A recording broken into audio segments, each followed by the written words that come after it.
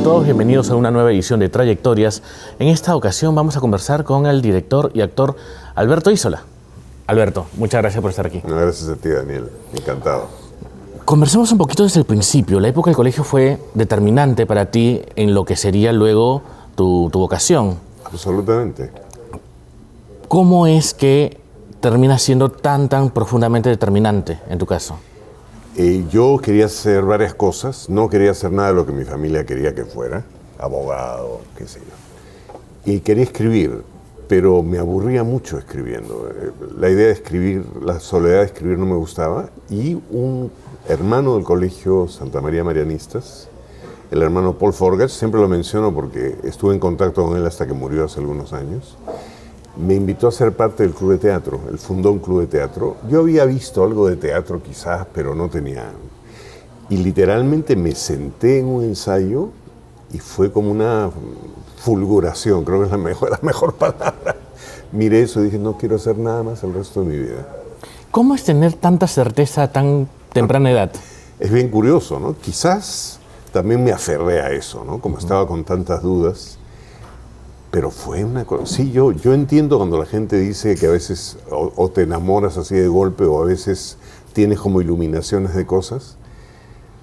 No sé si de repente me hubiera invitado a hacer otra cosa, pero creo que el teatro unía muchas cosas, ¿no? Unía la literatura, unía el arte, me gustaba mucho el cine. Entonces fue realmente desde ese momento, y te hablo del año 68 hasta hoy, nunca he dejado de hacer teatro. Y el teatro también fue una respuesta de repente a las dudas, a las inquietudes, al vacío que uno puede tener de adolescente. Totalmente. Yo era un adolescente bastante solitario, porque además me gustaban cosas que no le gustaba al resto de mis compañeros. Me gustaba mucho la literatura, era un cinéfilo absoluto en una época donde tú podías ver muy buen cine en Lima. Te hablo de Bergman, te hablo de Buñuel, te hablo de todos estos grandes, Kurosawa, todos estos grandes directores que para mí fueron después como, yo siempre digo que eran como mis tíos mayores que me ayudaron a entender muchas cosas. Sí, se fue cimentando, por supuesto, mi padre me dijo que no, de frente, y hicimos un trato, estuve en la universidad 2 años y después me fui a estudiar fuera. En la universidad 2 años estudiando... Letras, que también es otra cosa que le agradezco mucho a mi padre. Mi padre era un hombre muy generoso, era un hombre que no tenía nada que ver con el arte, estaba más en los seguros, le gustaba crear caballos de carrera y al comienzo, por supuesto, le pareció absurdo que alguien quisiera, ni siquiera se imaginaba que eso podía ser una carrera. Entonces me dijo, haz 2 años de letras y hablamos pensando que se me iba a pasar, no se me pasó. Pero hice 2 años de letras en la Católica, en la Plaza Francia, y eso para mí fue fundamental. Tuve muy grandes maestros y eso me complementó muchas cosas, así que también le agradezco eso, ¿no? Uh-huh.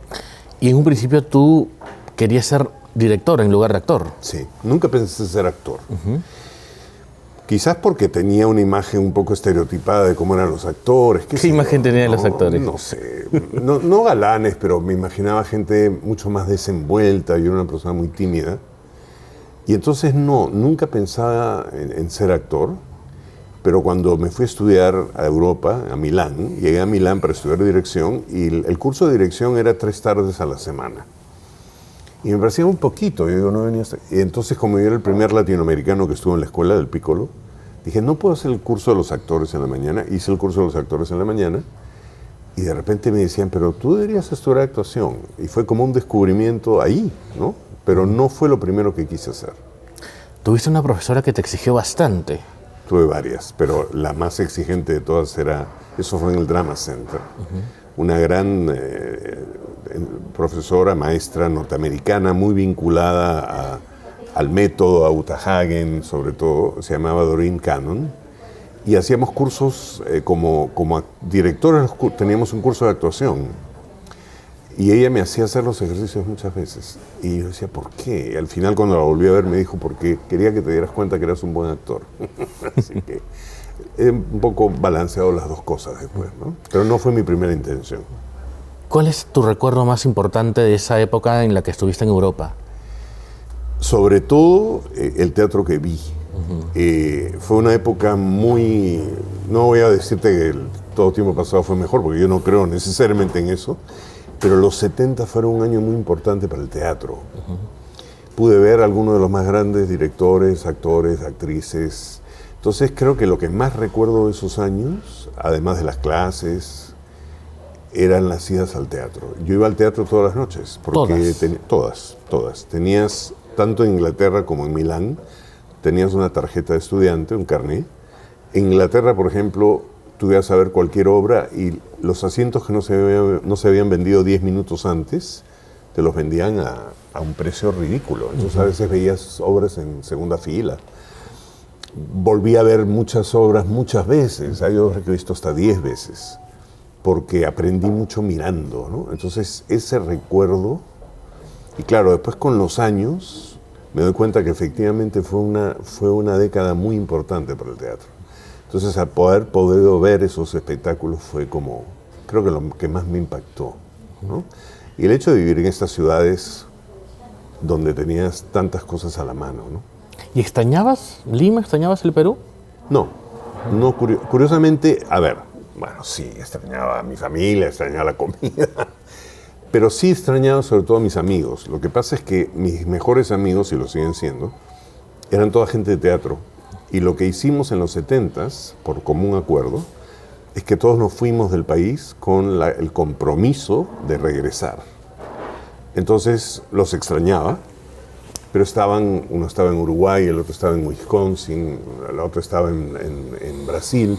Entonces cuando regresamos, nos juntamos y compartimos todo lo aprendido. Eso es lo que yo más extrañaba, ¿no? Porque yo me fui pensando no volver. ¿Ah, sí? No por ninguna razón especial, sino porque me parecía que iba a ser, no había mucho campo aquí, pero digamos, mis mejores amigos y amigas estaban aquí. Y entonces a partir de un cierto momento me fue muy claro que tenía que regresar, ¿no? Pero volver por un compromiso es casi una obligación. No, pero no suena feo eso, por un compromiso. No, era como un deseo de hacer teatro aquí y de avanzar con el teatro, porque no es cierto que no hubiera teatro, había teatro y muy bueno, pero mi generación fue la primera generación que venía de la universidad que se profesionalizó, y creo que eso también fue muy importante, ¿no? Entonces, también era un punto de referencia, o sea, podía haberme quedado a trabajar en Europa, pero no me sentía realmente europeo. Y cuando regresas a Perú, ¿qué encontraste en la escena local? Lo que hay hasta ahora, que es lo que creo que hace que el teatro peruano se mantenga. El teatro peruano lo hacen los grupos y las personas, ¿no? No hay política cultural, sigue sin haberla, por más que ahora haya algunas cosas buenas por parte del Ministerio de Cultura. Entonces, hacíamos teatro porque queríamos hacer teatro. A veces en condiciones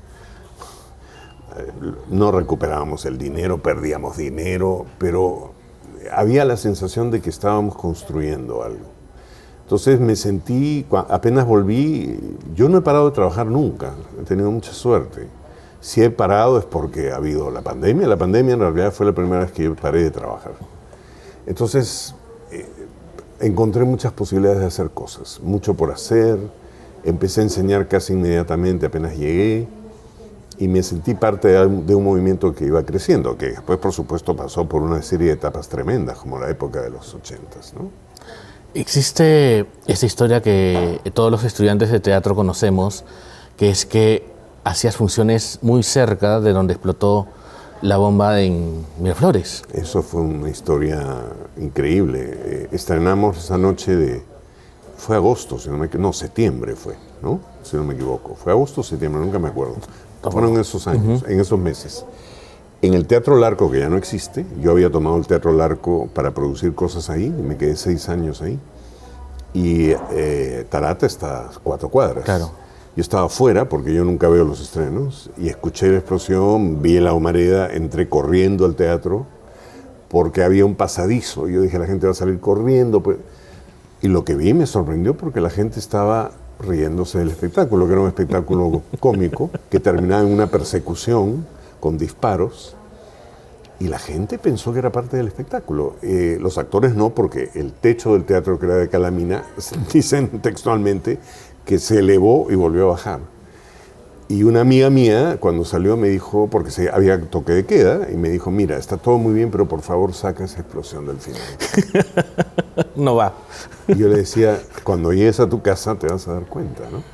Fue tremendo, y los días siguientes fueron tremendos porque la gente no iba al teatro. Eso, ¿qué pasó después de eso? Bueno, pasaron varias cosas. Nosotros igual teníamos la consigna suena feo, la decisión, la voluntad de hacer función, y siempre hacíamos función. Aunque en la sala hubiera menos gente que en el escenario, hacíamos la función. Y era impresionante porque el aplauso final era, el público aplaudía a los actores y los actores aplaudíamos al público, ¿no? Es que era muy importante en ese momento.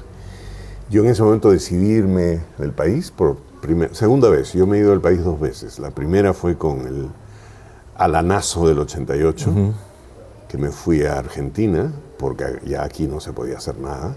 Después regresé. Y ahí me estaba yendo a Venezuela a trabajar. Y la noche en que tomé el avión para ir a Venezuela, capturaron a Abimael. Entonces, de alguna manera, dije, no, está bien, regresé. Y seguimos, ¿no? Ahora pienso que fue una época, a mí la palabra heroica no me gusta, pero me parece un poco altisonante. ¿Resistencia? Sí, resistencia y afirmación. Era bien importante hacer teatro, porque a veces ibas y se apagaba la luz en medio de la obra, o había habido un coche bomba antes. Y ahora creo que con el tiempo fue un momento muy importante. Era muy difícil, muy difícil, porque todo era difícil. Pero también creo que todos sentíamos que era muy importante seguir. Y si decidí irme en ese momento, fue porque sentí que después de eso ya no sabía muy bien si íbamos a poder seguir, ¿no? Y seguimos, por supuesto, después. En Argentina, ¿qué hiciste? Me fui a trabajar, hice una locura. Un grupo de actores jóvenes pasó por Lima, los conocí, y me invitaron a irlos a dirigir. Y estuve 4 meses en Buenos Aires dirigiendo una obra que no funcionó, no tuvo éxito lamentablemente, pero fue una bonita experiencia, y ahí me regresé, ¿no? Hablando de una obra que funciona o que no funciona, en algún momento te escuché decir que uno no puede saber cuándo va a funcionar. Puedes tener al mejor elenco, el mejor dramaturgo. ¿Qué ocurre entonces? Mira, yo porque la gente ha hecho focus groups. Claro. El público es impredecible, de verdad es impredecible. Yo tengo la sensación, después de tantos años, que lo que realmente puede atraer al público es la obra. No necesariamente porque la obra es buena o mala, o por lo que la obra dice, o por lo que le han contado sobre la obra. Creo que en nuestro medio lo que se llama el radio bemba, o sea, el boca a boca. El boca a boca sigue siendo lo más importante. Pero mira, porque a mí me han dicho, bueno, pues estás tú, debe ir gente a verte. No, yo he hecho cosas no hace mucho tiempo, con 20 personas en la sala. Creo que es la obra. Creo que si la obra, el tema, o de repente algo que tiene que ver con la obra, o de repente la obra misma, eso hace que... Pero nunca sabes, ¿eh? Yo ya nunca he pensado, porque ya tengo experiencia, nunca he dicho esto va a funcionar. Porque cuando dices esto va a funcionar, no funciona. Y de repente haces algo. Nos pasó con una obra que se llamó Rojo, en La Plaza. Es una obra sobre un pintor expresionista norteamericano que se llama Mark Rothko, que es uno de mis pintores favoritos. Y yo acepté hacer la obra porque me encantaba el personaje. Pero inclusive empecé a hacer una telenovela al mismo tiempo, porque dije, de esto no va a venir nadie. Y mira, cada vez que programamos una función extra, en 3 horas se agotaban las entradas. Y tú decías, pero ¿por qué la gente...? Pero si es una obra sobre un pintor. Pero había todo un tema que tenía que ver ahí con las generaciones. Y creo que la gente se empezó a pasar la voz. Así que nunca sabes. Yo creo que lo que tienes que hacer es hacer lo que realmente quieres hacer y que te parece importante. ¿La televisión es una manera de hacer caja chica o se puede encontrar profundidad, análisis, algo de condición humana al respecto? Sí, mira, yo no entré a la tele sino hasta que cumplí 46 años y entré por un asunto económico, un problema de familia que tenía que resolver y me quedé 10 años. Tuve mucha suerte porque fueron años muy buenos, creo. Se hicieron algunas cosas muy interesantes. A mí me encantó la experiencia de la televisión. Siempre pensaba las cosas se pueden hacer mejor, siempre pensaba de repente podemos hablar de cosas más profundas, pero me acercó a otro público. Mucha gente, la mayoría de la gente no sabía quién era yo, porque la gente que va al teatro no era tanta. me acercó a un grupo de personas, actores, actrices, directores, gente de cine también, a los Salvini, ¿no? José Méndez, etc. Entonces fue una muy buena experiencia. Igual siempre siento que a la televisión peruana le falta riesgo, le falta profundidad. Y ahora que hay estas plataformas, sería genial que algo así pudiera hacerse, ¿no? Pero yo agradezco haber hecho televisión. Fue una formación muy buena, además. Y sí creo que a pesar de todo, podíamos lograr actuaciones verdaderas, personajes que tenían un nivel de profundidad más grande, tocar ciertos temas, ¿no? Así que sí, fue una muy, muy buena experiencia. Muy buena. En el caso, por ejemplo, de la formación de estudiantes, ¿cómo nace tu vocación como profesor? También bueno, yo quería, como te dije, una de las consignas suena feo, pero bueno, una de las propósitos que nos hicimos fue compartir, ¿no? Entonces, mis primeros alumnos fueron Luis Peirano y Jorge Guerra, y yo fui su primer alumno, intercambiamos cosas. Y en ese momento, te hablo del 78, yo tenía 25 años, Jorge Guerra había sido el director de la Escuela del TUC desde los 22 años y se fue a estudiar fuera, él fue después. Entonces me dijo, ¿tú no quieres quedarte en la escuela? Y yo dije, bueno, claro, me tuve que presentar mi candidatura, felizmente fui elegido y empecé a enseñar a los 25 años. Y me parecía parte de mi trabajo, porque enseñar teatro pues es enseñar actuación. He hecho algunos cursos de dirección, pero he enseñado más actuación. Es ayudar a las personas a encontrar su manera de hacer las cosas. Entonces, siempre es distinto, siempre es cambiante. Hay principios básicos que compartes. Entonces, enseñar siempre es una experiencia muy, muy inspiradora para mí, constantemente. Entonces, mira, enseño desde el 78. Desde el 78. Roberto Ángeles fue mi alumno, y Roberto y yo tenemos la misma edad. Entonces era como raro, ¿no? Pero sí, para que veas. ¿Sí?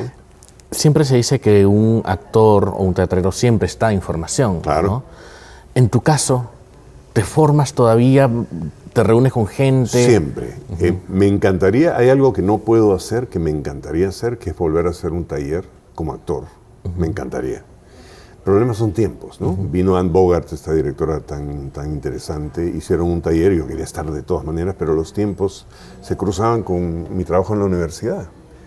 Pero leo todo el tiempo, veo cosas nuevas todo el tiempo, me informo siempre, trato de a veces entrar en contacto con el teatro latinoamericano, he escrito directamente a personas para saber más de su trabajo, pero sí siempre estoy al tanto.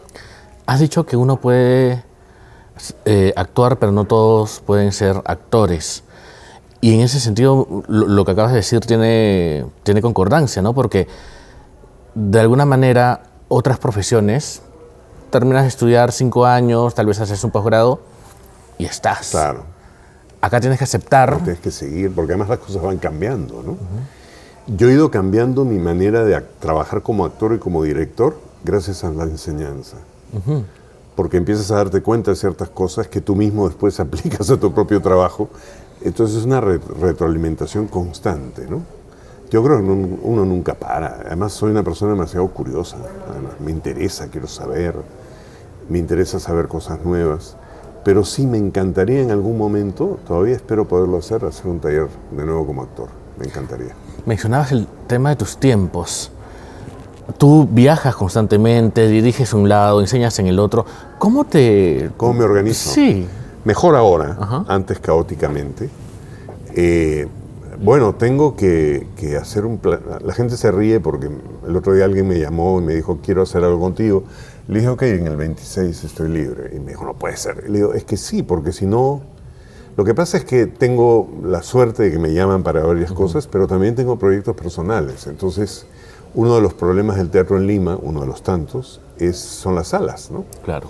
Entonces, si tú no te anticipas, y además me gusta porque yo siempre hacía un chiste, creo que no lo he hecho en el taller, pero en un momento lo haré. Siempre decía, yo les enseño a ustedes porque ustedes me van a dar trabajo después. Y ha pasado, ¿no? Últimamente, las últimas cosas que he hecho han sido todas con personas que han sido mis alumnos y mis alumnas. Y eso es muy bonito también, ¿no? Entonces creo que ahora me organizo mejor. En una época fui muy caótico, a veces hacía 2 cosas a la vez, no lo recomiendo. Pero lo que pasa es que yo tengo una voracidad, así como me gusta comer, me gusta hacer teatro. Entonces, esta especie de, se me hace agua a la boca, ¿no? Cuando me plantea un proyecto y después digo, pero no has debido aceptar esto, no has debido aceptar. No es bueno hacer tantas cosas a la vez, pero sí hay una curiosidad y un interés que me hacen buscar distintas cosas, ¿no?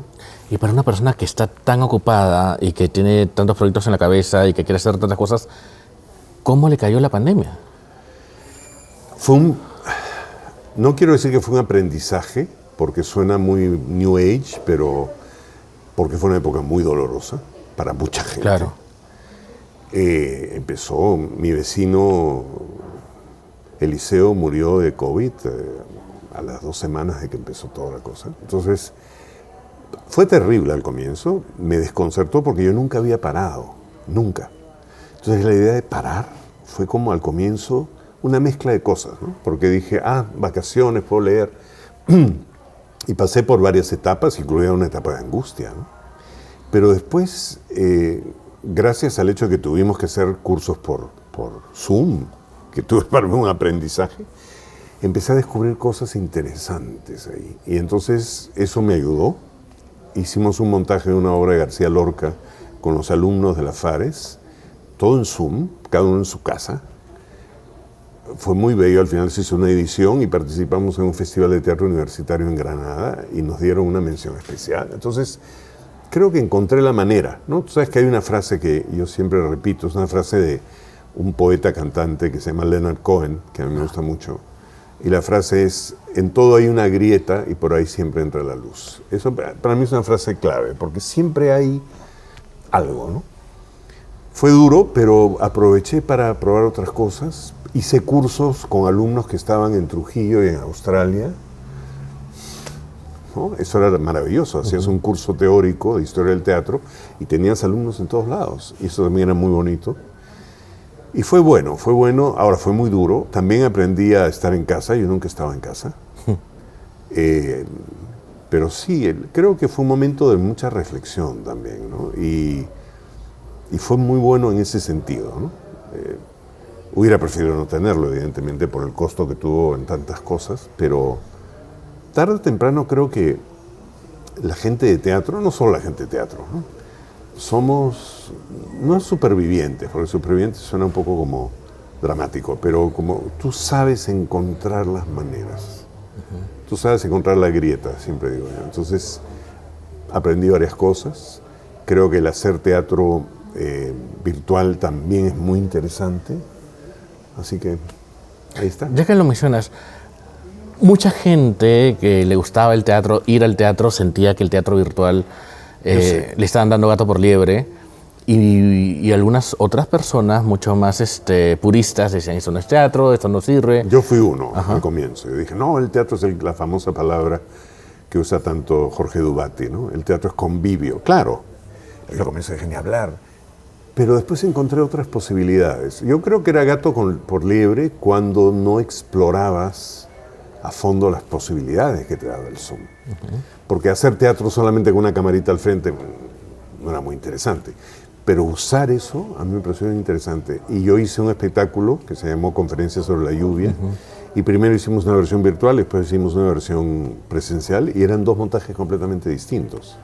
Pero, por ejemplo, la gente que vio la versión virtual, la vieron en lugares insospechados, ¿no? Entonces, sí, yo creo que no hay que ser tan puristas. Yo creo que hay que darle la vuelta a las cosas siempre, ¿no?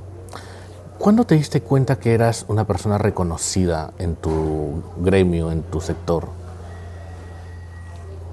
Al día siguiente del estreno de la primera telenovela en la que hice, que se llamaba La Noche, una novela de Iguana, donde yo entré por 16 capítulos y me quedé los 150, porque la línea donde estábamos Roberto Moll y yo, él era un narcotraficante y yo era su abogado, nos iban a matar en el capítulo 16. Pero hicieron estas cosas que hacen, ¿no? El focus group, cuando miden el rating, esas cosas tremendas, y nos dijeron, no, la historia de ustedes interesa más que la historia principal y se van a quedar.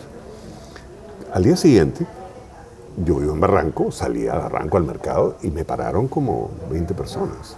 Antes me paraba una persona a la semana y eso, ¿no? Porque el teatro siempre fue muy reducido, Claro. a pesar de que ahora se ha ampliado, ¿no? Ahí fue cuando de repente me di cuenta que sí era distinto. Y la televisión me dio un reconocimiento mucho más grande, que agradezco también, ¿no? Porque algunas de esas personas fueron al teatro a partir de la televisión y eso fue bueno, ¿no? ¿Y cómo tomas el hecho que la gente te reconozca? De repente un poco de masaje en el ego también en la Siempre es avenida. bonito. Ajá. Nunca me ha molestado. Ahora, yo no soy un galán perseguido por quinceañeras. Si hubiera sido un galán perseguido por quinceañeras, quizás mi sensación hubiera sido distinta, ¿no? La gente siempre es muy amable. No tengo ningún problema. Y con los selfies es otra cosa también.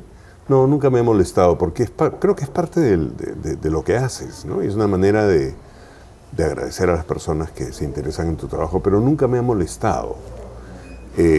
Creo, también te digo, porque tenía 46 años, porque era un actor que hacía personajes de otro tipo. Entonces el tipo de personas que me reconocía era básicamente gente de una cierta edad, que me pedían a veces autógrafos o selfies, pero nunca me ha molestado, ¿eh? Nunca lo he sentido como una intromisión, para nada. Tú tienes una historia con un actor ganador del Oscar. Con mi gran amigo, pues seguimos siendo amigos, F. Murray Abraham, que ganó el Oscar por Amadeus, él hacía Salieri. Él vino a hacer una película de muy bajo presupuesto aquí, muy mala, y a mí me dijeron que iba a estar él y necesitaban actores que hablaran inglés, y yo dije, ok. Y llegó, y este hombre era un hombre fantástico. Murray es un tipo, sigue trabajando, acaba de estar en la segunda temporada del White Lotus.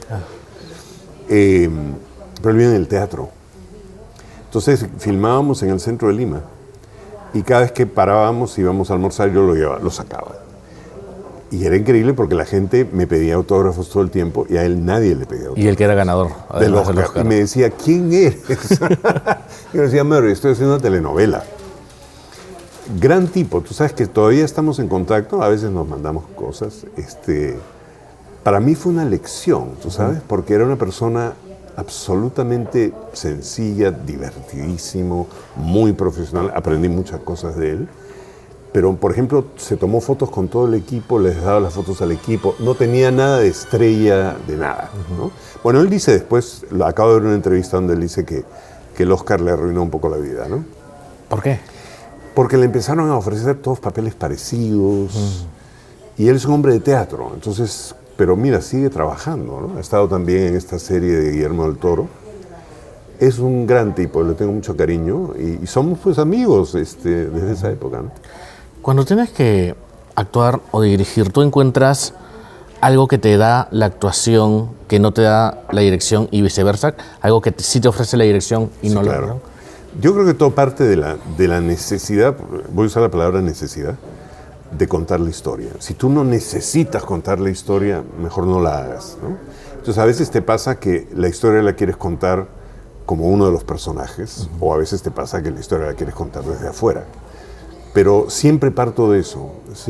Nunca he dirigido por encargo, y las veces que he actuado por encargo en la televisión, he encontrado una manera de conectarme, ¿no?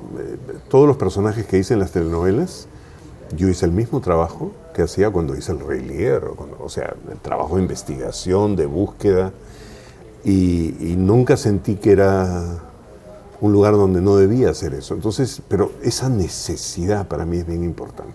Quiero contar esta historia. Entonces, a veces la cuentas como alguien que está en la historia, o a veces la cuentas como alguien que está fuera de la historia, ¿no? ¿Disfrutas alguna más que la otra? A mí me gusta más dirigir, pero dirigir es muy duro porque te tienes que hacer cargo de muchas cosas y a veces es un poco agotador. Pero actuar, a pesar de que yo soy una persona que siempre se involucra en el trabajo, no me preocupo solo de mi personaje, es como mucho más concentrado, ¿no? Pero dirigir, crear un mundo es algo que me encanta. ¿Eres consciente de que eres un referente del teatro peruano? ¿Cargas con eso en los hombros? Sí, pero bien, o sea, lo siento como una exigencia, más que nada, a mí mismo, con mi gran amiga Milena Alba, que hemos trabajado juntos tantas veces, siempre hacemos un chiste, ¿no? Que es como un chiste, no, los actores hacemos chistes muy crueles a veces, ¿no? Siempre decimos, ay, en esta obra se van a dar cuenta de que no somos buenos. Que es una manera de decir, no te la creas. Y todas las veces tienes que empezar como si no hubieras hecho nada antes, ¿no? Y eso es bueno. Sí, me molesta a veces, lo único que me molesta es cuando a veces voy al teatro y la gente se pone muy nerviosa, si saben que estoy. Eso no me gusta. Porque yo no voy al teatro a juzgar a nadie, voy al teatro a divertirme, entonces me molesta que a veces me digan, ay, ¿para qué viniste a la función de hoy? Hemos estado muy nerviosos. Y digo, bueno, pero fuera de eso, yo lo siento como una exigencia y es bueno. No me creo nada, la verdad. Y eso también es sano. ¿Consideras que vas a seguir haciendo teatro hasta cuándo? Realmente hasta que la memoria me dé, porque creo que la fecha de caducidad de un actor es esa para mí, la memoria, ¿no? Porque físicamente hay una cosa muy buena y muy terrible al mismo tiempo, que es que el teatro tiene grandes papeles para hombres después de los 60, no para mujeres después de los 60, y eso es absolutamente injusto. ¿No? Por ejemplo, un actor puede ser un Ray Lear, pero no hay un equivalente para una actriz, y me encanta que dos grandes actrices como Glenda Jackson y Nuria Espert hayan hecho el Ray Lear. Entonces, por ese lado, ciertamente no te jubilas, siempre hay papeles. El problema es la memoria, ¿no? que es algo muy delicado, ¿no? O sea, en el momento en que yo sienta que la memoria ya no me da, pues ahí tendré que retirarme, ¿no? O hacer cosas muy pequeñas. Ese es un tema, el tema de la memoria, porque es un tema real, ¿no? ¿Piensas en tu legado? ¿Piensas en lo que le has dado al teatro y lo que los jóvenes van a reconocer?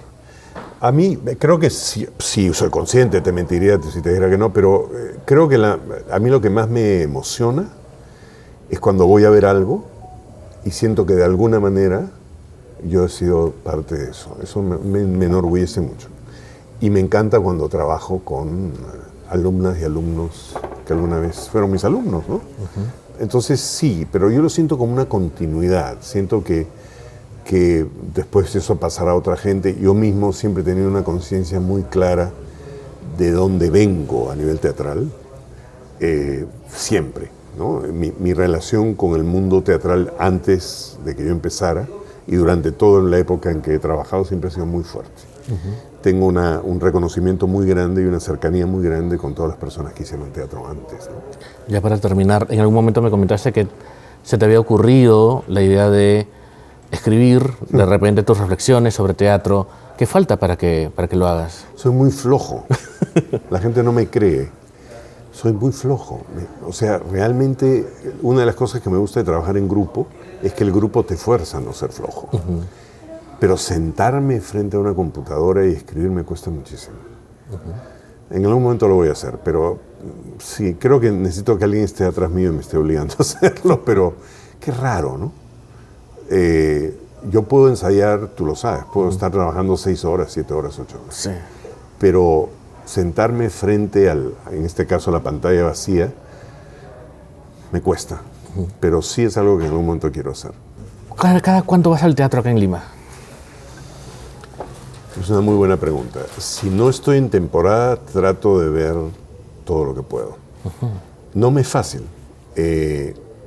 Primero por lo que te conté hace un momento, ¿no? Siento que mi presencia perturba. Entonces es un poco como injusto, ¿no? Ir al teatro y sentir que las personas que están ahí al frente se ponen nerviosas porque saben que tú estás ahí. No es la razón por la que no voy, pero a veces tiene que ver con eso, ¿no? Y lo que me pasa es que cuando estoy a punto de estrenar una obra, no puedo ir al teatro. ¿Ah, sí? Porque me distraigo, empiezo a pensar en las luces, digo, nosotros no hemos hecho este efecto en tal escena. Pero tú sabes que disfruto mucho más el cine, porque en el cine mi presencia no afecta a nadie. Paso desapercibido, me puedo salir cuando quiera. Yo nunca me salgo del teatro, nunca. ¿Pero te has salido del cine? Del cine sí. Del teatro para mí es una regla. Por más que la obra no me guste o lo que nunca me voy a salir, porque pienso en los pobres actores que están en el escenario. Yo soy una persona grande, entonces que yo me pare y me salga se ve, y me parece que eso es una falta de respeto, ¿no? Pero sí disfruto mucho del teatro. disfruto más en lugares donde nadie se perturba porque estoy presente. Hablando de cine, ¿en algún momento dejaste de ir al cine? No voy al cine. No vas al cine. No voy al cine. Okay. O sea, voy solamente al centro cultural. Okay. Y antes iba algo que ya no existe, que eran las funciones de los domingos por la mañana en el Jockey Plaza. ¿En la mañana? Las pasaban, habían funciones a las 10 de las películas. ¿Tenías la sala para ti? Era para mí. Después me encontré con algunas personas conocidas que descubrieron, después ya lo quitaron, ¿no? No soporto que la gente hable, no soporto que la gente coma. Terrible. Me pongo muy nervioso, entonces prefiero no ir, a pesar de que me encanta el cine, me encanta la experiencia del cine. Yo crecí yendo a los grandes cines del centro, con estos cines enormes, ¿no? Con estas pantallas, y la gente no hacía ruido. Entonces no voy, prefiero, porque me peleo, me molesto, ¿para qué? ¿No? Y en el teatro también, la gente a veces deja su celular prendido. Sí, el celular me molesta, pero a mí me encanta cuando la gente comenta. Ajá. Durante función. Nunca me ha molestado. O sea, si hicimos El Inspector, por ejemplo, y el público decía cosas como, ¡qué horror! Me encanta, eso me encanta. Ese tipo de participación sí me gusta. Los celulares me sacan de quicio porque rompen toda la magia. Sí. ¿No? Pero últimamente ya no están sonando como antes, así que creo que algo hemos avanzado, ¿no? Y eres cinéfilo, pero como actor no tienes mucha buena relación con el cine. Tengo una relación muy mala con el cine. He tenido un par de experiencias no muy buenas, pero no es solo por eso, creo que es porque es muy inmediato todo. No se ensaya, ¿no? A pesar de que la persona con la que más he trabajado, que es Augusto Tamayo, con Augusto sí pasamos, ¿no? Pero yo soy muy lento como actor, entonces hacer todo sobre la marcha me parece bien difícil. Yo admiro mucho a la gente que lo puede hacer. A mí me cuesta mucho trabajo, entonces creo que prefiero ver cine que hacer cine, ¿no? ¿Dirigir cine? Me parece maravilloso, me parece muy complicado me lo han dicho, ¿eh? Pero no, si tú tienes un buen director de fotografía, no sé, algún día quizás, eso sí podría ser, pero me gusta mucho la inmediatez del teatro, me gusta eso que se crea con los espectadores, me gusta el hecho que cuando empiezas una función no sabes cómo va a acabar. Te puede pasar de todo, desde temblores hasta que una vez una persona le dio un infarto en medio de una función. Sí. Pararon la función. Por supuesto que paramos, pero fue todo porque claro, la consigna es que no debes parar. Pero la cosa se volvió muy preocupante. Yo estaba con Oscar Carrillo en la escena. Y Oscar me miraba y yo con la mirada le decía, sigue. O sea, sigamos hasta donde podamos. Ya cuando la cosa se puso muy seria, etcétera, paramos, ¿no? Wow. Pasan cosas así, ¿no? Y esa sorpresa que te puede dar el teatro, ¿no llega un momento en el que la incertidumbre te pone más bien nervioso? Todo lo contrario. ¿Sí? Yo creo que crea en ti una adrenalina muy particular, ¿no? Yo he estado en funciones como, bueno, te digo eso, pero ha pasado también que alguien se ha desmayado en el escenario, que se ha caído un pedazo de la escenografía. Entonces, o me acuerdo cuando hicimos la fiesta del Chivo, que hicimos 95 funciones, había una escena muy dura de hacer, que era la escena de la violación de Urania, que estaba muy bien hecha, no era gráfica, pero era muy violenta, y la hacíamos Norma Martínez y yo, y Norma y yo somos muy, muy cercanos, entonces eso ayudó. Pero siempre era difícil hacer esa escena, y en una función a una espectadora le dio un ataque de risa histérico. ¿Durante la escena de la violación? Sí. No paraba de reírse, pero evidentemente no era una risa de reírse, era una risa, pues se puso muy... Entonces, claro, luchar contra eso era muy difícil también, pero yo creo que lo que interesante es que te saca una fortaleza y una adrenalina. Yo me acuerdo que nos mirábamos con Norma y seguíamos, y eventualmente se calmó, ¿no? ¿Es más sencillo trabajar con actores que son conocidos, amigos tuyos, que desconocidos? No necesariamente. Yo sí prefiero trabajar con gente que conozco, no porque lo facilite, sino porque ya hay varias cosas por las que pasaste. A veces me ha pasado, no muchas veces, que he trabajado con actrices y actores que no conocía y no han sido una buena experiencia. Sobre todo dirigiendo, ¿no? Porque cuando trabajas con la misma gente ya hay como un alfabeto en común. Yo soy un director que a veces en los ensayos puede decirte no tengo la menor idea cómo es esto, y lo resolvemos. Pero hay gente que se pone muy nerviosa o que se molesta. A mí una persona me dijo, el director tiene que saber todo. Y yo le dije, no necesariamente. Entonces no fue una experiencia muy feliz, ¿no? Entonces trato de trabajar siempre con personas con las que por lo menos tenemos eso en común. Pero también es bueno trabajar con otra gente. A mí una de las cosas que más me gustó de la televisión fue trabajar con alguien como Adolfo Schumann, por ejemplo, con que además tengo una muy buena relación de amistad y aprendí mucho de él y pensaba nunca nos hubiéramos conocido si no hubiéramos hecho una telenovela juntos. Entonces eso también es bueno. En el teatro creo que es más difícil porque es una convivencia más intensa, ¿no? ¿Por qué es más intensa? Porque, a ver, la tele es todos los días, ¿no? Pero se vuelve como, yo creo que es como ir al colegio. El teatro es todo mucho más restringido, son 2 horas y en esas 2 horas tiene que estar todo, y en los ensayos son pocos ensayos, entonces si no encuentras una relación casi inmediatamente es mucho más difícil. En la televisión tienes un montón de tiempo, ¿no? Tienes una relación muy fuerte con tu herencia italiana. Muchísimo. ¿Qué representa para ti? Muchas cosas. Mira, ahora estoy trabajando con los alumnos de la Fares en un espectáculo sobre la migración. Y estoy como actor en un espectáculo sobre la migración. Y me doy cuenta de lo importante. Los genoveses son muy particulares, ¿no? Porque una de las características de los genoveses que yo sí siento que, no he heredado, porque no creo que eso se hereda, pero que ha sido parte, es esa vocación por el trabajo, ¿no? Porque yo puedo ser muy flojo, o sea, me cuesta, pero también soy una persona con una gran capacidad de trabajo. Y creo que soy una persona que se corre riesgos, y creo que los genoveses tenían eso.